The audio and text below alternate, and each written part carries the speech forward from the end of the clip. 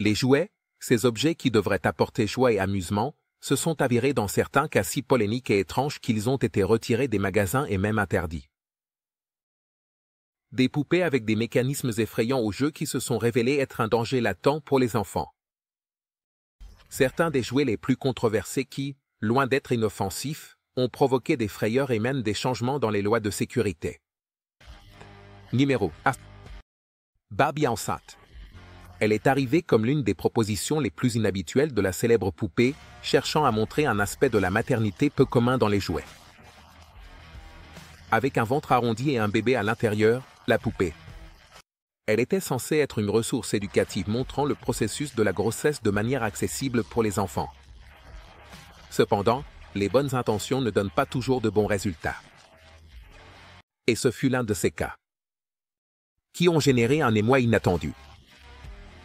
L'idée d'une grossesse éducative sur une Barbie n'a pas tardé à attirer l'attention des parents, qui, en voyant comment fonctionnait ce jouet, se sont sentis mal à l'aise avec la dynamique impliquant l'extraction du bébé du ventre de Barbie.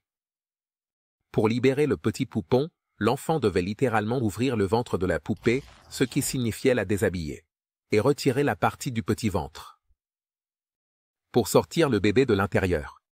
Au-delà du facteur de surprise, de nombreux parents ont commencé à se demander si ce type de processus était vraiment approprié pour les petits. Numéro 2. La poupée rampante inquiétante. C'était, sans aucun doute, l'un des jouets les plus étranges de son époque. Au milieu du 19e siècle, lorsque le fait de ramper chez les bébés n'était pas perçu comme quelque chose de naturel, mais plutôt comme un acte peu digne d'un être humain en développement, les fabricants pensaient que cette poupée aiderait à changer cette perception. En mettant sur le marché un jouet qui imitait le mouvement de ramper, ils cherchaient à ce que les jeunes enfants comprennent que ramper n'était pas seulement normal, mais aussi une partie fondamentale de leur croissance et de leurs compétences motrices.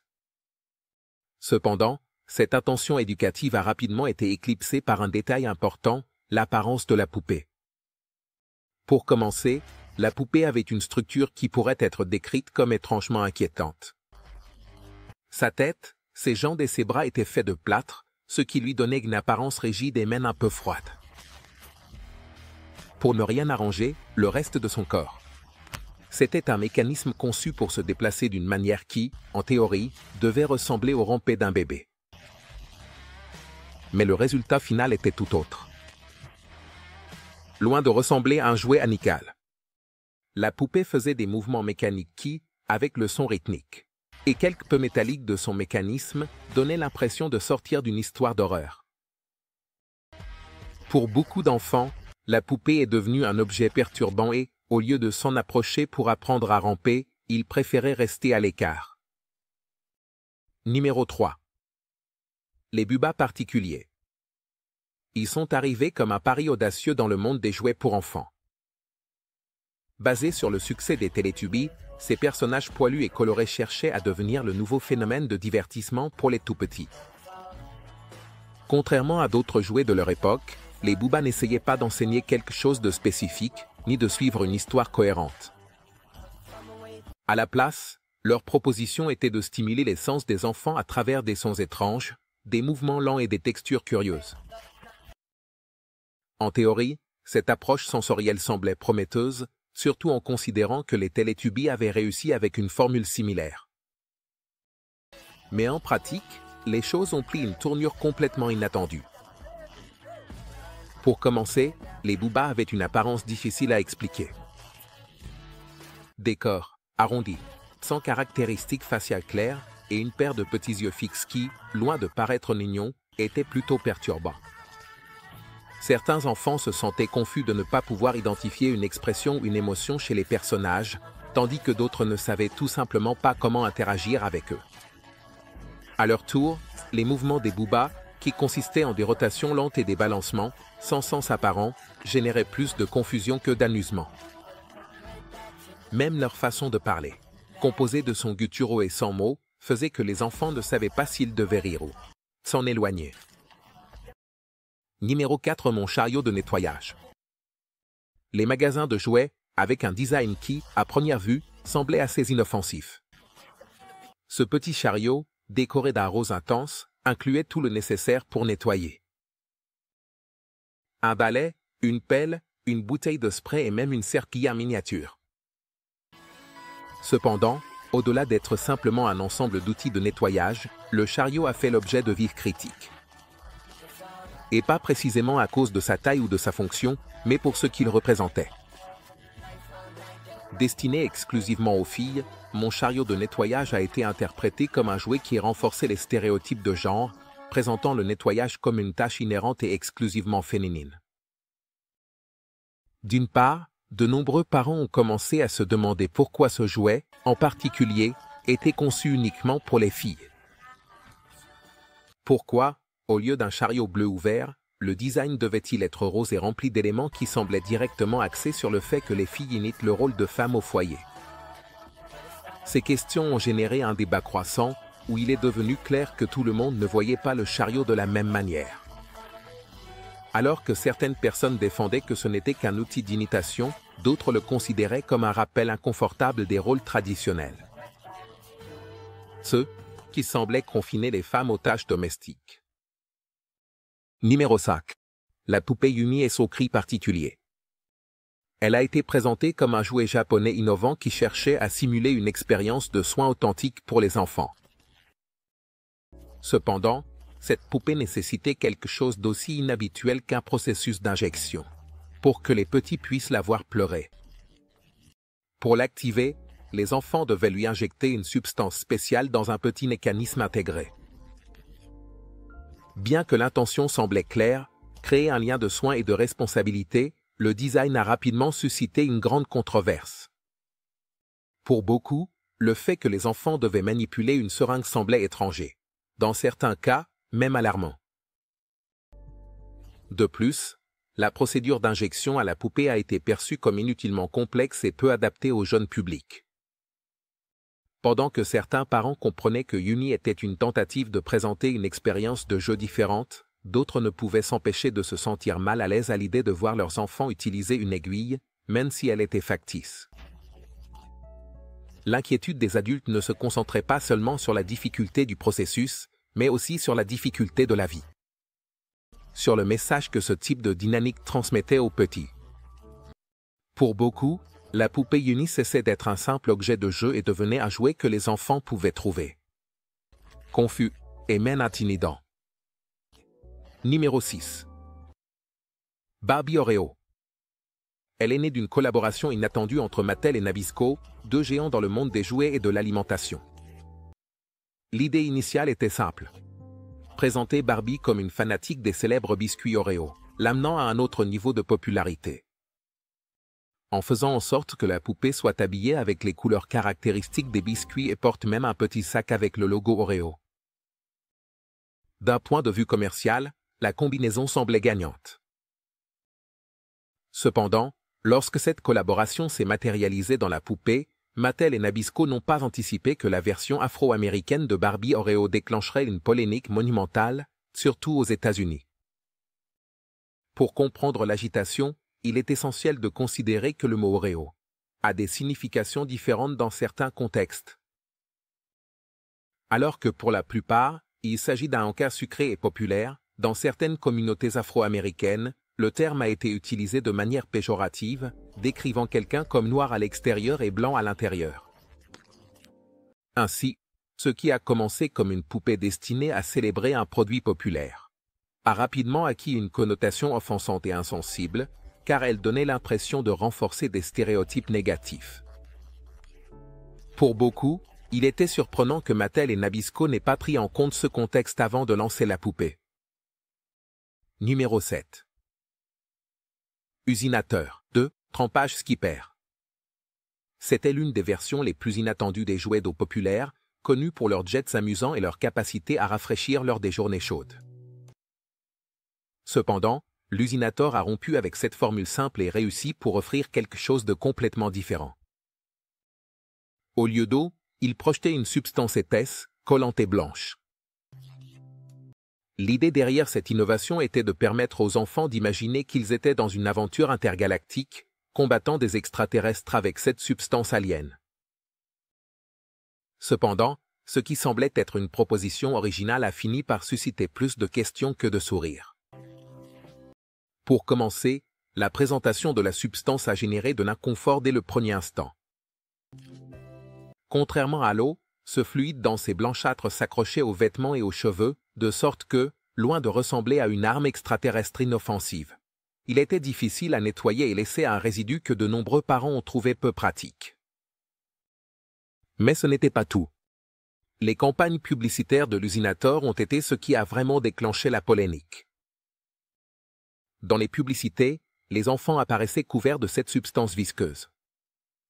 Après avoir joué avec le jouet, une image qui causait de la confusion et, dans certains cas, de l'inconfort. Au lieu de voir un jeu amusant, de nombreux spectateurs ont perçu le concept comme étrange et inapproprié. Numéro 8. La banque de visage et son design inquiétant. C'était l'une de ces créations qui, en théorie, semblait géniale, mais qui, en pratique, ont suscité plus de questions que d'enthousiasme. Imagine une tirelire qui non seulement recevait tes pièces, mais les dévorait, littéralement avec un visage animé. Ce visage, bien sûr, n'était pas vraiment amical. La banque de visage ouvrait sa bouche de manière exagérée et ses yeux brillants suivaient chaque mouvement de la pièce, ce qui, au lieu d'être amusant, cela générait une sensation perturbante tant chez les enfants que chez les adultes. Bien que l'objectif était de rendre l'épargne plus interactive, la manière dont cette tirelire mâchait les pièces a fini par sembler trop inquiétante. Dès le premier moment où elle a été vue dans les magasins de jouets, les parents et les enfants ont réagi avec un mélange de fascination et de crainte. D'un côté, certains étaient intrigués par son design unique, et les plus courageux décidaient de l'emporter chez eux. Cependant, en commençant à interagir avec elle, de nombreux enfants se retrouvaient face à une figure avec une expression inexpressive, des yeux brillants et des mouvements quelque peu brusques qui, loin de les motiver à épargner, les éloignaient de la tirelire. Numéro 9. L'heure du goûter au cabage batch. Elles sont arrivées comme une nouveauté dans le monde des poupées. Leur principal attrait. Ces poupées pouvaient manger des objets, ce qui rendait le jeu d'imitation beaucoup plus réel. La bouche motorisée de ces poupées était conçue pour mâcher des aliments jouets, inclus dans le paquet, comme de petites carottes ou des biscuits en plastique, ce qui a rapidement suscité l'intérêt des enfants. Cependant, le design, qui semblait si innovant, cachait un problème très sérieux. La bouche de la poupée n'avait pas de bouton d'arrêt. Immédiatement, les parents ont commencé à remarquer que l'absence de bouton d'arrêt faisait que le mécanisme de mastication continuait sans contrôle.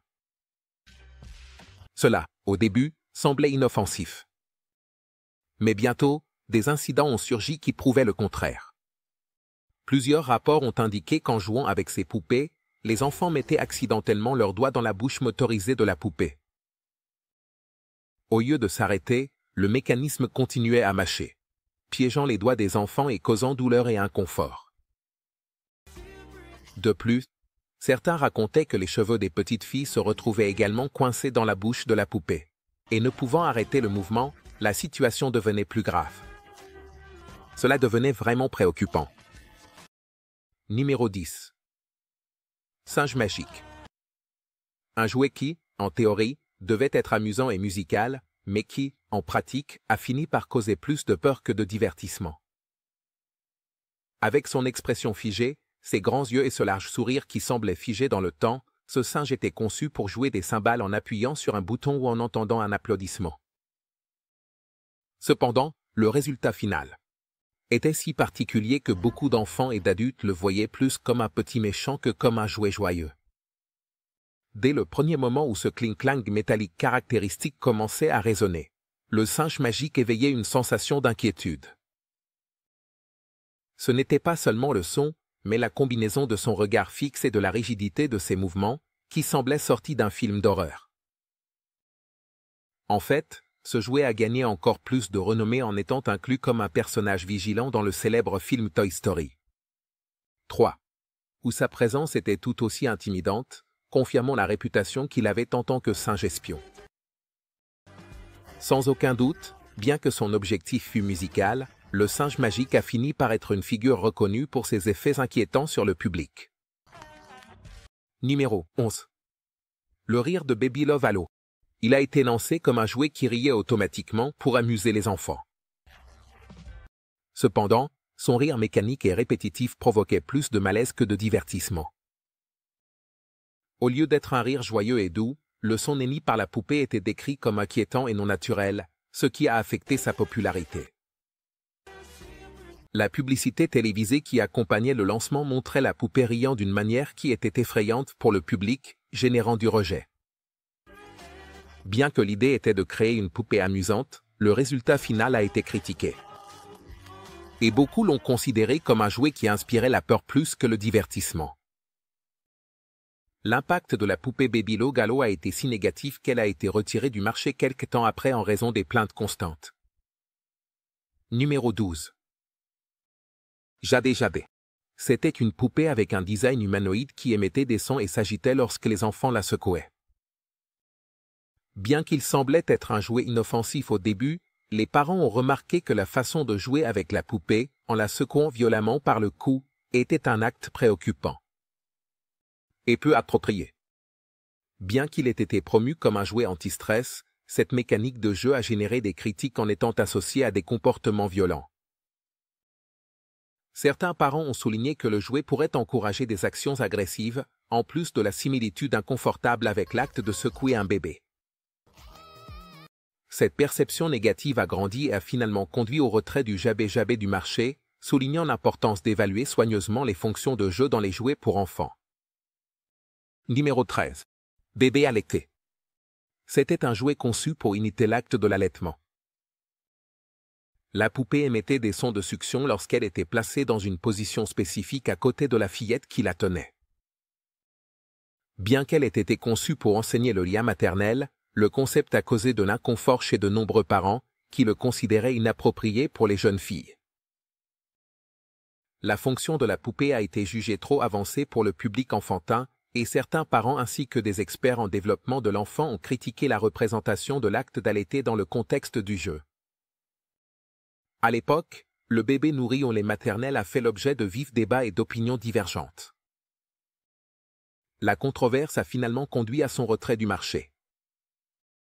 Bien qu'il soit toujours rappelé comme un jouet qui a tenté d'aborder des thèmes de la parentalité dans un format de jeu qui n'était pas tout à fait approprié. Numéro 14. Osmega. Lancé dans les années 70, il consistait en un ensemble de pièces que les enfants devaient assembler pour former une figure squelettique. Bien qu'il s'agisse d'une poupée, le résultat final était si mince et simplifié qu'il était plus étrange qu'amusant. L'apparence squelettique du jouet et son manque de détails le faisaient paraître incomplet et peu attrayant pour les enfants. De plus, l'idée de jouer avec un squelette générait un certain malaise, car la poupée rappelait plus une structure médicale qu'un jouet pour enfants. Le design a été critiqué pour être peu stimulant et, au lieu de favoriser la créativité, le jouet Skinny Bones a été perçu comme une figure inappropriée pour le jeu, ce qui a contribué à sa disparition rapide du marché. Numéro 15. Extrudeuse de pâte à modeler. C'était un accessoire inclus dans un kit de la célèbre marque Plaidoche, conçu pour aider les enfants à décorer des gâteaux en jouets. À première vue, cela semblait être un jouet créatif pour simuler le travail dans une pâtisserie. Cependant, le design de l'extrudeuse avait une forme particulière qui suscitait des interprétations gênantes parmi les adultes. Certains parents ont exprimé que l'accessoire pouvait ressembler à un objet inapproprié, ce qui a généré une réaction négative menant à son retrait. Bien que le jouet n'ait pas eu d'intention négative, la ressemblance visuelle a conduit à prendre des mesures pour éviter tout malentendu. L'extrudeuse est devenue un rappel de l'importance de considérer toutes les interprétations possibles lors de la conception de jouets pour le public enfantin.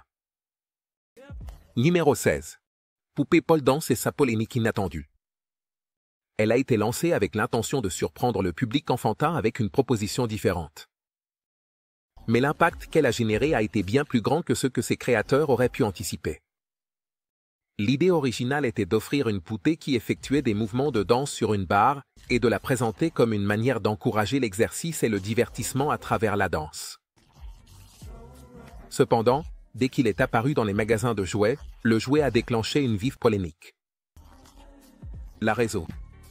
Le pole dance, bien que dans certains milieux il soit considéré comme une discipline d'exercice, reste principalement associé au divertissement pour adultes, ce qui a conduit de nombreux parents et critiques à voir la poupée comme une figure inappropriée pour les enfants. Numéro 17. Petite Miss 100. Non? Une poupée qui représentait une petite fille avec une apparence négligée, des vêtements déchirés et une expression triste. Conçue dans les années 60, cette poupée tentait de refléter une figure vulnérable et dans le besoin. Déçoit. Cependant, son apparence provoquait de la tristesse au lieu de la tendresse, et beaucoup la percevaient comme une figure tragique plutôt qu'un jouet pour enfants. Le design contrastait fortement avec celui des autres poupées de l'époque, car au lieu de transmettre de la joie, il semblait symboliser un personnage dans le besoin. Les parents et certains experts en psychologie infantile ont critiqué Little Miss No Name en la considérant inappropriée, car elle projetait une image déprimante de la femme. Bien que le concept visait à encourager l'empathie, la poupée a été rapidement retirée. Et elle est devenue un exemple de la façon dont les designs de jouets peuvent provoquer des réactions émotionnelles inattendues. Numéro 18. Grandir comme Skipper. Dans les années 70, en tant que partie de la série Barbie, elle était censée montrer la croissance physique de la petite sœur de Barbie. L'idée était qu'en tournant ses bras, la poupée gagnerait en hauteur et son corps développerait un aspect plus adulte. Cependant, cette transformation incluait la croissance de la poitrine, ce qui a généré de l'inconfort parmi les parents.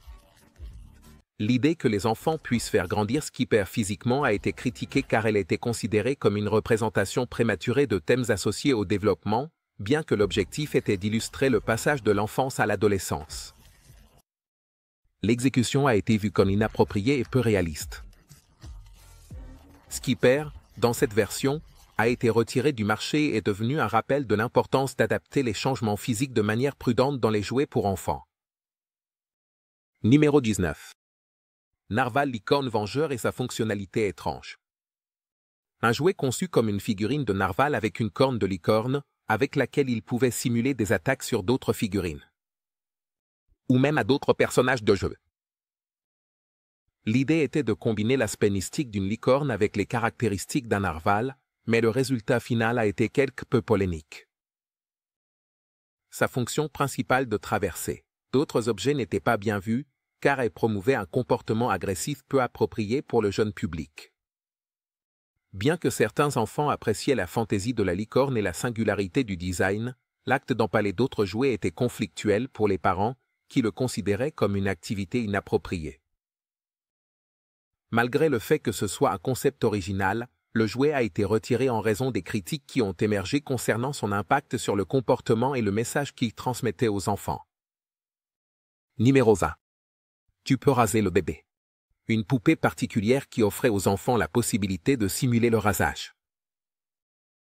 La poupée avait de petites zones de poils sur différentes parties de son corps, que les enfants pouvaient raser avec un outil de jouet inclus. L'intention était de créer une activité divertissante, mais l'idée s'est avérée confuse et peu appropriée, car elle introduisait l'acte de se raser à un âge très précoce. Certains parents considéraient que le jouet était un objet qui pouvait être utilisé pour faire des choses. Il pouvait encourager des comportements qui n'étaient pas propres à l'enfance et ne transmettaient pas un message clair sur le soin de soi. De plus, le jouet générait un petit désordre à cause des parties qui simulaient les toiles. Ce qui était inconfortable pour les adultes. Bien que le concept ait voulu offrir une expérience novatrice, le public ne l'a pas bien accueilli et tu peux raser le bébé. Il a été retiré du marché, restant dans les mémoires comme l'un des jouets les plus étranges.